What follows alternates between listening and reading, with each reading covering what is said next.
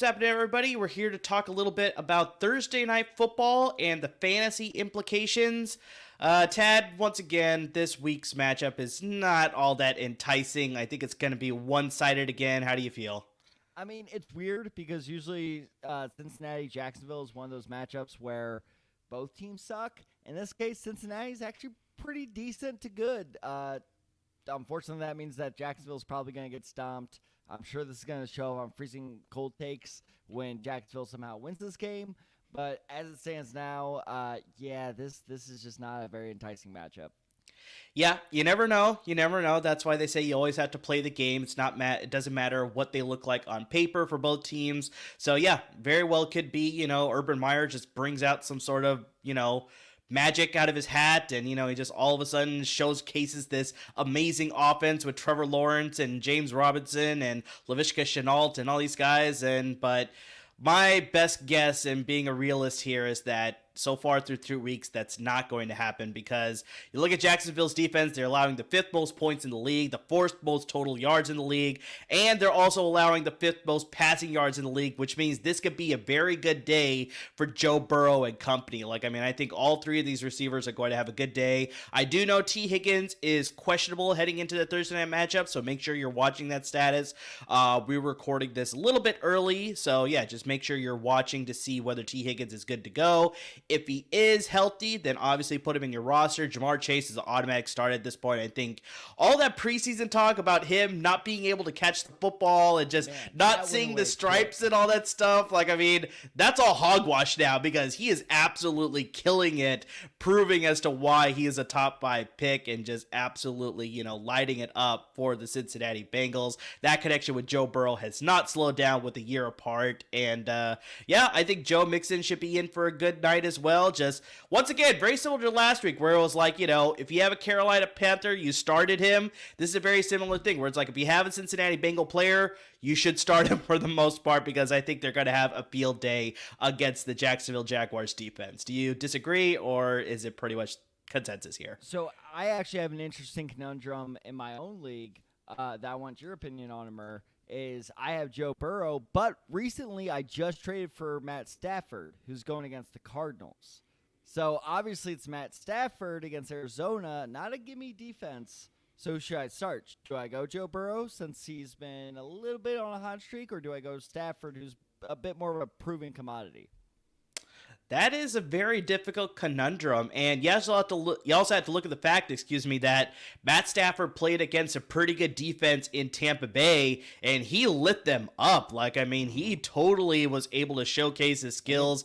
That offense was not slowed down at all. The only thing that worries me a little bit is that if Cincinnati's run game gets involved a little bit, then Joe Mixon could have a good night. That will balance the offense, and Joe Burrow may not have as many stats as you would like from a starting quarterback, so it would be a little bit riskier to play Joe Burrow at this fact. And yeah, I think I like Matthew Stafford a little bit better in the divisional matchup against the Arizona Cardinals. I think both teams will be bringing it, but yeah, Stafford will once again prove that trading for him was worth it, and he's really going to showcase Sean McVay's system and just, continue such a hot start to the season. I completely agree, and you have to remember, while the Cardinals defense has looked good, they got lit up pretty well by Kirk Cousins, who, That's true. true. Out to our last video, was one of my waiver wire pickups this week that I think you should go for. So that Cardinals defense, while better, indisputably, still not infallible.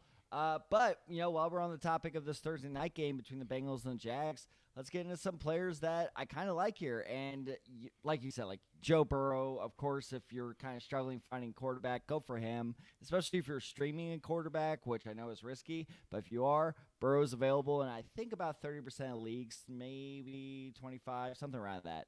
So if you can, pick him up if you need a quarterback. I want to talk about a Bengal I really like, and that's Tyler Boyd. Because, look, he had a terrible week 1 with something around 4 points, depending on the format you're in. Last week, or 2 weeks ago, week 2, he put up double-digit points. Last week, he put up double-digit points again and a touchdown. And I understand. I think he's getting a little too much hype. People are finally being like, oh, this is the Boyd we've been waiting for. But, like you said, I think that's largely because T. Higgins is out. So Jamar Chase has been the star, but Boyd is really filling that hole that Higgins has left in this offense very well. Now, like you said, we're recording this a little earlier than preferred, so keep an eye on Higgins' status going forward this week. But he's still questionable, at least at the time of recording. And I would argue 90% of the time, when players are questionable going into a short week, into a Thursday night game, very rarely are they cleared to play. Usually teams play it on the safer side, keep him bench, especially a team like the Bengals where they're doing just fine without him. So I really like Tyler Boyd because you look at his ownership stats. This isn't someone you can pick up because he's owned in about 90% of leagues, but he's only started in about 30% of leagues. So I think you should absolutely start him because you look at what the Jaguars have done. They've allowed at least one receiver. Last week it was two with Christian Kirk and A.J. Green to go over 100 yards. But other than that one outlier against the Cardinals, what the Jags do, interestingly, is they let one receiver just light them up. But then the other ones, they tend to kind of keep a little contained. So that's why I think they're going to throw everything they have at Jamar Chase, which opens the door big time for Tyler Boyd. So I'm not saying he will. I'm not saying this is a guarantee. But I could see Tyler Boyd having a fairly good week, as in like a 2-touchdown week. So, look, if T. Higgins is still out going into this game and you have Tyler Boyd, I think that's a pretty solid flex play right there. I really do. And then another play I really like is James Robinson. I know he's been off to not the best start, but look, he had 22-point performance. Again, I play in a half PPR. That's what I'm going off of. So if you're in that type of format, 22 points last week, I think this could be the start of kind of getting him going a little bit. It's also important to note he's really involved in the passing game. Twice in this 3-week season, he's been targeted at least 6 times. Everyone thought Shenault was going to be the guy. Look at that. 2 nights in a row, and I pronounced his name right twice in a row. That's a record for me. But everyone's – you know what? Hold on. I'm going to try this. Tony Pollard? No.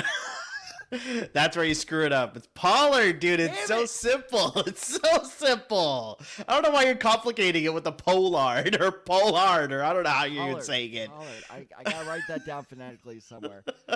Damn it. Whatever. But yeah, so Shenault, everyone thought that he would be kind of like the, behind the line of scrimmage, receiving back type of player that we were all expecting Etienne to be before he got hurt. Turns out, I think they just kind of replaced James Robinson instead with that. So James Robinson, in terms of he is the unquestioned number 1 back, and he's getting a lot of targets. And Cincinnati's defense, while good, I am not saying they're not a good defense at all. But just in terms of pure volume that dude's going to get, I actually like James Robinson as a, kind of risky, but I think it could, pay off type of flex play, especially if you're in a deeper league. It's not a bad start, but I do want to bring up, the fact that the Cincinnati defense has actually been playing really well these last 3 weeks as well. So they are, 8th in the league as far as allowing the fewest rushing yards, and they're one of 9 teams to allow either 1 rushing touchdown or 0 rushing touchdowns through 3 weeks as well to start the season. So they're playing pretty well, and especially on this short week, like you said, I think they'll be ready for this Jacksonville offense, and James Robinson may be able to get a lot of touches, and like you said, using him in the passing attack as well, but just don't expect very, RB1 type of numbers. Like, I think he'll be very middling. He'll get you a good amount of numbers, but not anything that you could depend on that's like, okay, I can get, like, if you look at his projected score, I think whatever the projected score is, maybe go a little bit below that. That's what I think will happen. So it's like if you're relying on that projected score to win you your matchup, or it's like you're relying on that amount of points, I think he'll fall just a little bit short of that. So still pretty good, but just falling short of that projected amount that you're hoping for, which could help set aside, a possible win for you heading into week 4. Tad, I want to bring up something to you here as we sort of close out this. We don't need to spend a lot of time on this Thursday Night Football matchup. It's a good game, though. I can't talk any shit. My Colts are 0-3. I can't be talking any shit. So during the offseason, there were a couple people that I saw on Twitter, and there was a couple articles that I read as well, that the Bengals could possibly, as a hot take or a medium take or whatever you want to say, but they could possibly have 3 1,000-yard receivers. And initially I was thinking about it, and I was like, Joe Burrow coming back from the injury, and it's like Jamar Chase with all that offseason talk about him not being able to catch the ball. I was like, I don't know. Maybe they could get one, possibly two, but all three, I don't know. But now, as I see this offense through 3 weeks, Joe Burrow looks comfortable. Jamar Chase, absolutely, like I said, put aside all of the issues as far as trying to catch the ball. Like, that's, complete hogwash. Like I mentioned earlier, I'm kind of buying into it.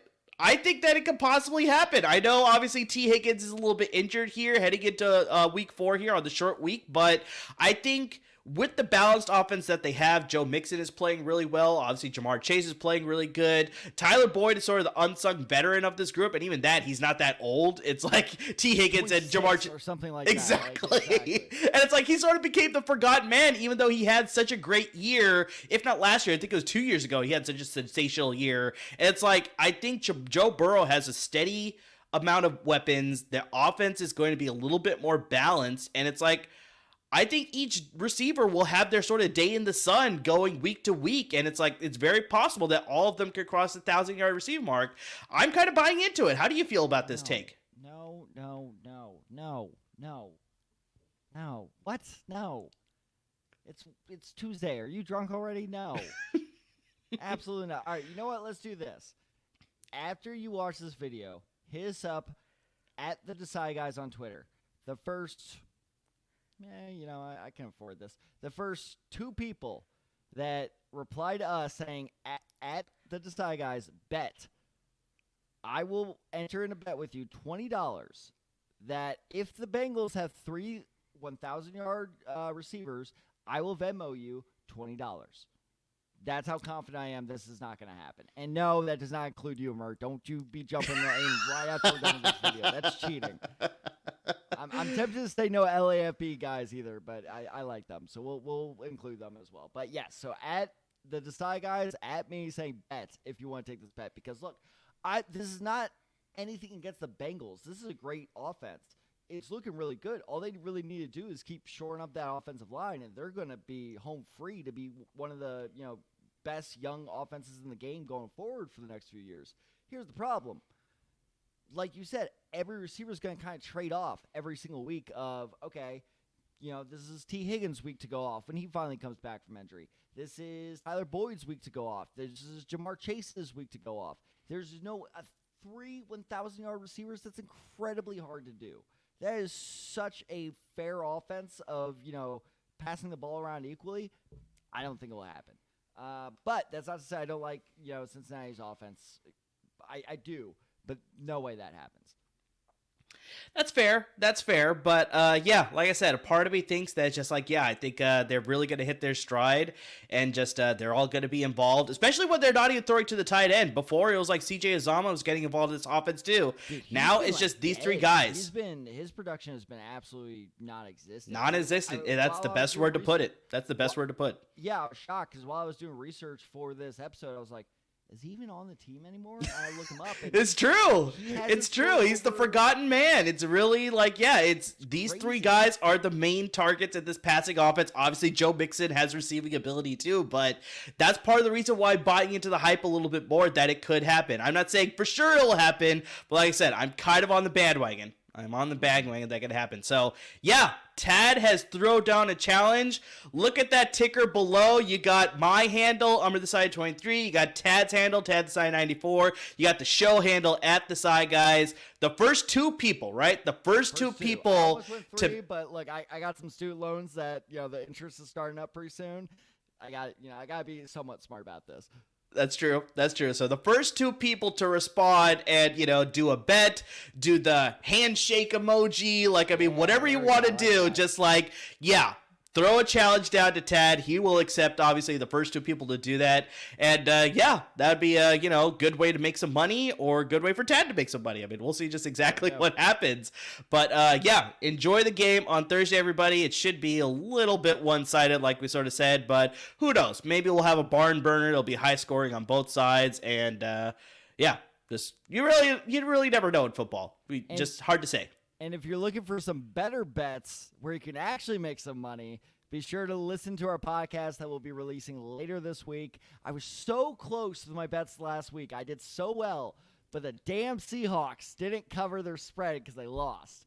So the Seahawks would have won. You would have made a ton of money on my picks, so be sure to tune in into our podcast. I had some people go, wait, I thought you were a vlog now. Look, we are doing video. We love doing video, but we absolutely are still doing our podcast. So keep an eye out for that because people, I promise you, you stick with me, I'm going to make you some money. It's going to be good.